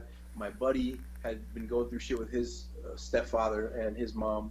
Was like they had some substance issues going on in the house, and he wanted out of that shit. And we played music together, and we were like, we're gonna make it. And at the time, I was just like, I It don't know, was the super fed up. 90s. You had like 1 in 100 chance of like doing it Well, like that. Super fed up with the situation at home, so it was Yeah. really easy to just be spurred on. I had like a big jar of change that was like maybe $80 worth of change. I think my best buddy Yeah. Tommy, You're literally gave me, telling like, the Green Day story right now. Is the he thing. gave That's me what I'm like saying. 200. Like, Well, except we didn't make it. But yeah, no, that's the fucking- thing. Like, you had like 1 in I had, 100 like, chance of making $200. it. My buddy cashed his check from work, which was like less than $300, and we let out and fucking went on the road in his fucking 1984 Datsun with a Literally, shitty broken yeah. roof It's and a literally, wired yeah. down hood. In like blue 1997, mohawks. right? Like, yeah, I don't know about what year it was. Maybe 98, 97, 98, something like that. 99, yeah, right? And fucking we maybe 2000, and we maybe like 2000, 2001. Yeah. But we what do you call it? I had blue mohawks. We were wild, but so we're in Arkansas with his dad and his dad's friends and shit like that. And I heard a lot.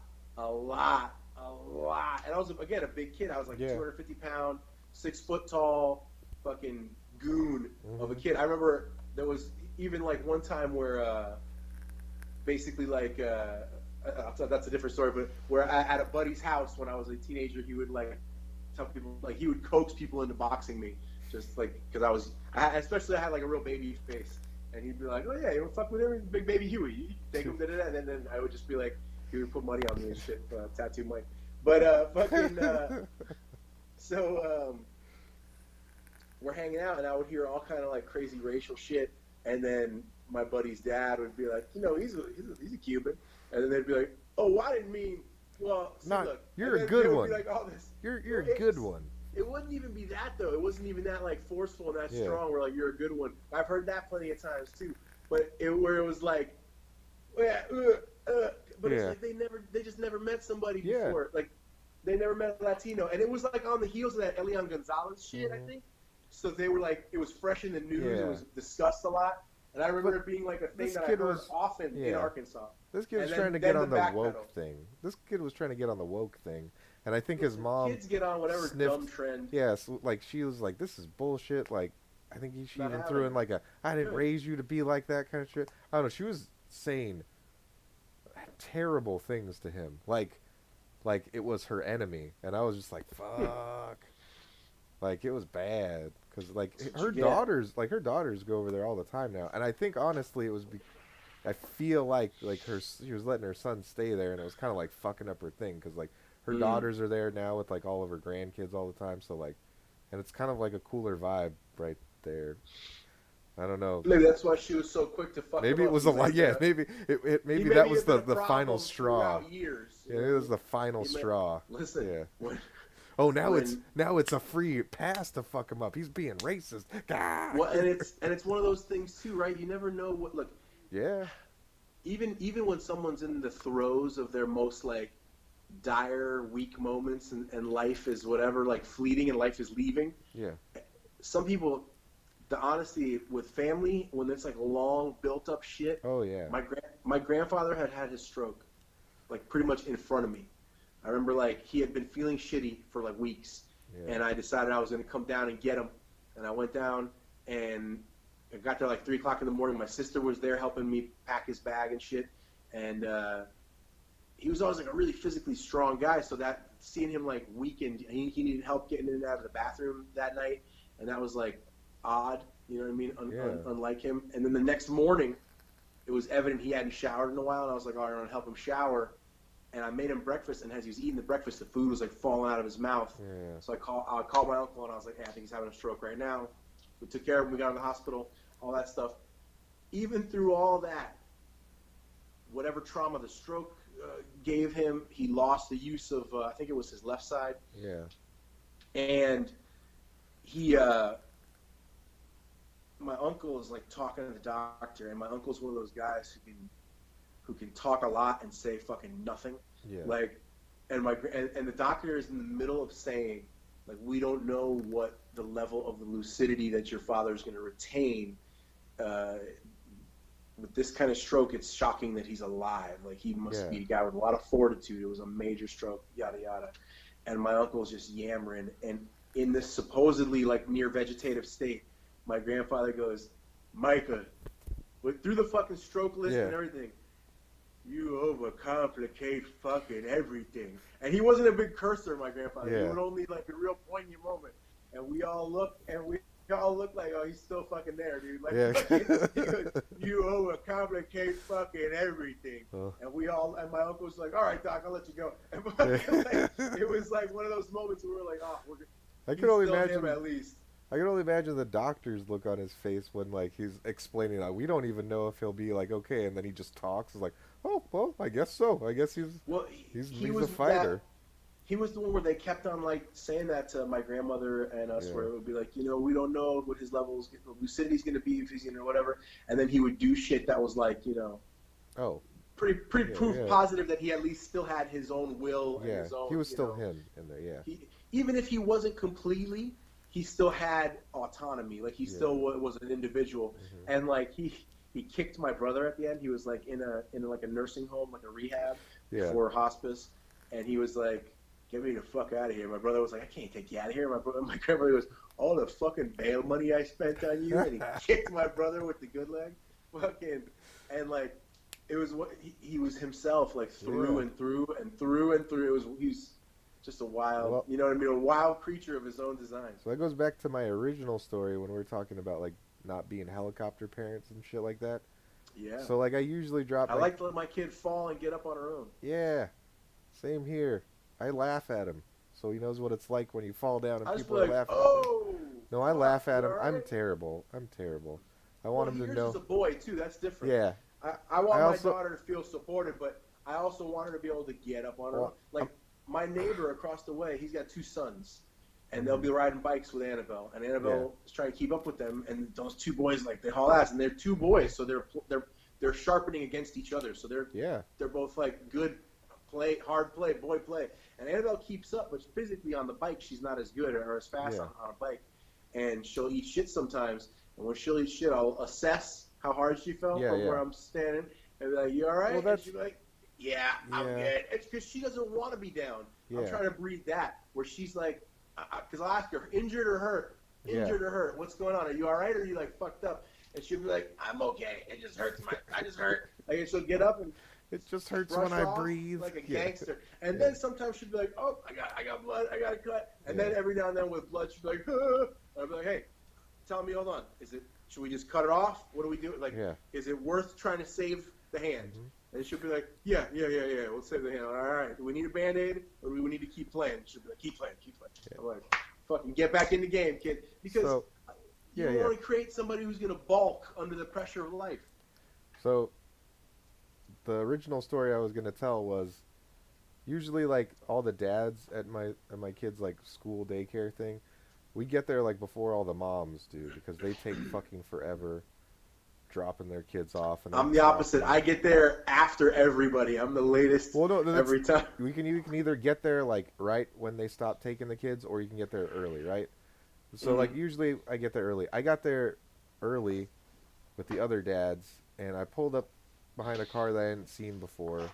Well, I had seen it, but I didn't register, and I was like, oh, it must be like a new kid or something, right? And the door's open, and there's like a lady in there. I'm like, oh, well, you know, maybe if she's here early, maybe she's like dropping everybody off quick, like the dads.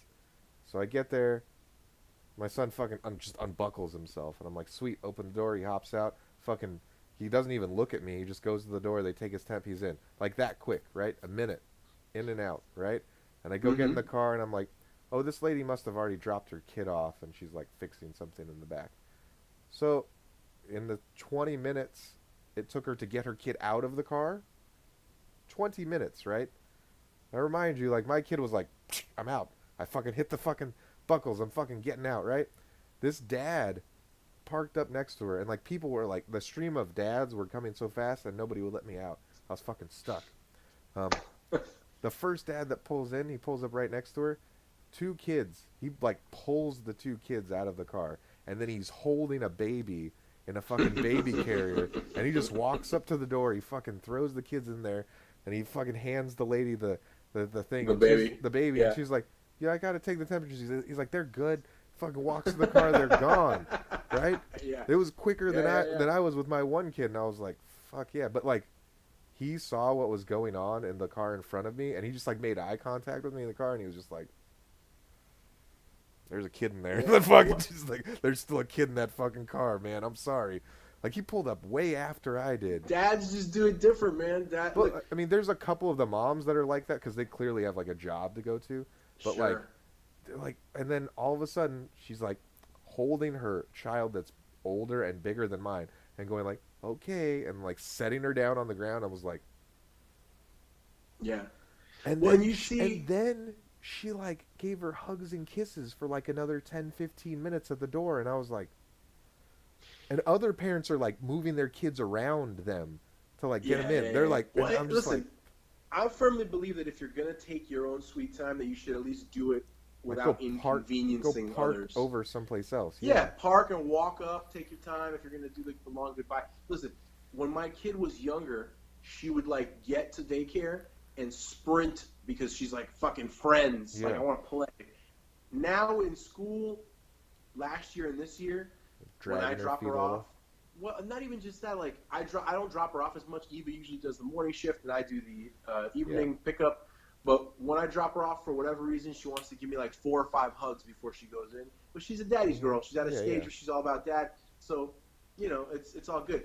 But I see people who, like, the gamut is so wide. Like you said, you've got people who are just like, bang, bang, boom, kid in. You got people who, like, make me look like I'm running at light speed. Yeah. And people who fucking, and again, where it's like every little weird thing, every little she was coverage. Clearly, when I said I remembered her after, like, I had shown, when we first started dropping them off, I would show up at that time when all of those women would be dropping off their kids, and I was just like, well, I'm here for an hour because I'm stuck behind. They're all behind me and they're all in front of me, and I've been done. Pop on a good podcast, right? Yeah, and I was just like LSD. watching video. Yeah, put in one of these, like so, like I had seen for some reason she just decided to drop the kid off early that day, and spend that extra half an hour in front of me. Just dude, that dad life, man. Yeah, you learn. I learned hard on Tuesday. People come from. Yeah. You learn where discourteous people come from when you start to see that, like, some people are so fucking checked out, too, where they're living their own life so hard that they're not paying attention to anybody or anything else around them. You watch that shit, like, manifest itself in the way their kids behave. And then you meet people who are great people, but the way they deal with their kids is like, always in appeasement. You see that a lot, where they're always, like, giving their kids something to chill them out in some way. They're essentially like medicating their kid with stuff or like with certain it's you know, like I said, it runs the gamut. It gets weird out there as a parent. There is 2 other parents that make all of the dads slow down, though. I will say that when they take their time. You know, the yoga moms that like take their times getting like the kids just random MILFs. All of a sudden, all the dads are like, oh, no, hold on a second. I got to check you out. And I'm like, no, I mean, I understand. This is cool. This one mom, I don't understand how, like, none of the other moms have said anything to this one mom, because she's literally just wearing, like, booty shorts and a sports bra when she drops off her kid and when she picks them up. And, like, she's like stacked and, like, fat ass too, and is like skinny. Well, I'm jealous of your school because there's nobody rocking it like that in my school. I'm just like, I'm literally just Florida's different though. Florida's like wild, but no, like literally. As you get towards the middle of the country, people get more like the cast of Roseanne. But I didn't even like see her one day when I like walked up, because like I try to not make eye contact with anybody because like I don't wear a mask when I go to pick him up, and like literally like I'm just like looking at my phone. And I feel like people looking at me, and then I like look up, and like the moms that usually look at me, because I look at me like I look like I look dirtier than this every time I drop them off and pick up. They're looking at me like, and I'm like, what? And then I look, and she's literally just like right in front of me, like all posed, like, and I'm just standing behind her, and I'm like, oh God, and I look at them, and they're like, and like this is the moms were like. Oh you realize too, though, where you are in the world has a lot to do with that too. When I moved to Texas, I remember being like, "Man, I'm not even like fat here. Like, I'm not even like fat here. Like on a coast." Have you been to Illinois? Have you been to Illinois? Dude, I'm a 10 in Illinois. Oh yeah, dude. I'm a fucking 10 out of 10. I am anorexic in Illinois, bro. Dude, in Illinois, somebody's gonna give you a pierogi and Italian beef sandwich. They'll be like, "You're not eating." What? Yeah. When was the last time you ate? Guy, when's the last time you ate? Let's go get some sausage. Dude. Come on, guy. Yeah. Holy crap, this guy's got to eat. For real. But, well, I mean, but again, it's all about where you're standing. But you know what I mean? You know what's really weird about the fat Midwest is that like Colorado is in the middle of it, and it's like the only place where the average altitude. It's like in the southern middle of it, though, right? No, Colorado is like literally Colorado and Kansas butt up onto the exact center of the United States. So it's like. Okay. Literally I've driven the through there. I actually really love that drive. Driving into Colorado is one of the coolest things. After driving in Kansas for the whole time, like, which is nothing. But here's how you appreciate where you're at. Like, so I went with our friend of the show, former guest, brother of mine, Marlon Foster, and Tommy Donuts. And that was when we drove. That was the first time I drove to and from Colorado. And it was the shit. We had breakfast or brunch in Tennessee. Yeah, like a badass breakfast joint. We had dinner in Illinois. Now, that dinner in Illinois, have I told this story on the podcast before? The cake, my special cake. And have I told the story on the podcast? And Tom like freaking the fuck. Oh my God. Yes. Tom's like, I gotta get the fuck out of here. Throws all our shit into a bus station. Yeah, no, I know that I've done that drive many times. Yeah, going from Kansas to Colorado. When you go up into Illinois, and then that Illinois stretch through Kansas, from Illinois to Kansas, is like nothing land. There's like nothing going on, and so corn. It's mostly corn. Just flatland farms, yeah. So Just the we're corn. driving through there, but the cool thing to do is, like, when you get to the more rural spots, the truck stops and the little fucking like general stores are They're the dope. shit. Yeah, man. Are the shit. They all have weird, cool stuff that's like Dude, unique to the region. the fast food restaurants at the truck stops are I like got us all fucking cowboy dope. hats, and they're like Yeah. one-offs in some cases. They're like cool little like stands and shit. I got us all cowboy hats at a Kansas bus stop or a rest stop that was like $5 a hat, and they were like, I still have this really. My kid is rocking it constantly. They were really dope cowboy hats. Me, Tom, and Marlon rocked them shits all the way through the mills. But then the coolest thing is, as you're coming through flat Kansas, you start to get into the foothills of eastern Colorado. That's not even the foothills, but yeah, I know what you mean. Well, yeah, you know what I'm talking about. Yeah. And then you start getting into Denver, and then after we spent a couple of days in Denver, we went into Boulder, and that's where you really start to get into them fucking hills. Boulder is considered the foothills, yeah. That's where the real foothills start. We went up into the parks where you can see, like, where the big mountains and shit are too. We went. There's some spots where it's like. My favorite bums. My favorite bums are in Boulder. Well, the thing that was wild to me was where you get out. Bums. Well, when you get out towards like the real countryside in Boulder, towards the parks, like where you're going up into the mountains. That's where all the bums live now. Yeah. Well, and also like all the like reservations or whatever, all like a lot of Native American people live out there, and like those shops are dope as fuck too. Yeah, but I can't tell. But they're just like fucking, scarves that somebody fucking made and shit or whatever it was. Oh, there's a lot of that all over the state. So cool. Yeah. I love that shit, dude. But anywhere you go, you find shit like that. I'll take you on a cool route. We need to plan. If you want to do that, we need to plan a run for like next year. We need to start planning it now, so we can actually like execute it. So we'll do that route. That's a good note to say. We've been talking for almost 2 hours. I want to say. That's right. Yes, 1:41. Yes. So it's time. Again, another solo adventure talking about the lives of dads, the boredom of social media, and the mundane bullshit of everyday life. Yes. But again, check us, like, subscribe, hit the buttons. All the things. Hit the boxes. We have another food episode coming out, hopefully on Sunday, if I get it edited.